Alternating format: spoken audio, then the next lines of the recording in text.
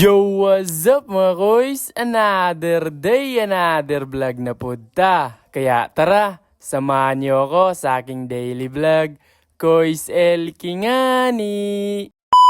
At dahil Huwebes ngayong araw na to, ay kailangan natin magsuot ng uniform. Pero nagsando muna ako. Dati kasi t-shirt yung ginagamit natin. Mas maganda na to para hindi masyadong mainit sa katawan pag sinuot na tong upper ng uniform. Panibagong araw, panibagong pag-asa. Kaya tara, samahan niyo ako sa araw na to. Yun, 4K followers na pala tayo. Kaya maraming salamat sa inyo mga koys sa palagi niyong pagsuporta sa akin. Sobrang ganda talaga ng umaga ngayon, lalong-lalo na yung dagat. Bandang 6 AM na pala to. Ako pa lang yung kauna-unahang pasahero dito sa multicab. Barya lang muna sa umaga. Kahapon pa kasi, puro barya yung sinukli sa akin. Kaya medyo mabigat yung pitaka ko. At para mabawasan yung bigat, pinamasahe natin. Sa unang subject nga pala namin ay eto, pinasulat lang ulit kami ni sir ng expectation namin. At sinagutan yung tanong sa blackboard. Pagkatapos ay lilipat naman kami ng room para sa pangalawang subject namin. Pero nag-attendance lang kami. Kasi sabi ni ma'am, pag wala siya makalipas ang 15 minuto, ay lumabas na at mag-attendance lang kami. At doon sa covered court, pretros ng mga freshman. Pero hanggang bukas lang. Pagkatapos ay bumili na kami ng ulam. Timing rin na andito yung mga kaklase ko noon. Manananghalian rin pala sila. Maya-maya. Fast forward nga ay eto, bandang 1:40 PM ay eto, maglilinis lang kami dito sa labas ng room namin. General clean up kung baga. At ako na rin yung kumuha ng mga litrato para sa documentation o magpapatunay na naglinis kami. Yung tubi ay andun sa loob, sila yung naglinis. Kami naman dito sa labas. Pagkatapos ay lalabas lang muna kami kasi medyo nagugutom tayo. Kaya andito tayo sa bakery. Bibili lang pala tayo ng tinapay, test Sprite. Kahit 3 PM na sa mga oras na to, ay sobrang init pa rin. Sasakay na pala tayo ng motorela para umuwi na. Kung walang general cleanup ngayong hapon, kaninang 2:30 PM pa lang ay nakauwi na tayo. 2:30 PM lang kasi yung last subject natin ngayong araw na to. At dito nakasakay na pala tayo ng multicab. Diba ang oras ngayon ay bandang 3 PM. So makakarating tayo sa bahay ay mga 4:30 PM na. Fast forward nga ay nakauwi na tayo sa bahay. Hanggang dito lang muna tayo. At para lagi kayong updated sa mga latest vlog ko, just follow me.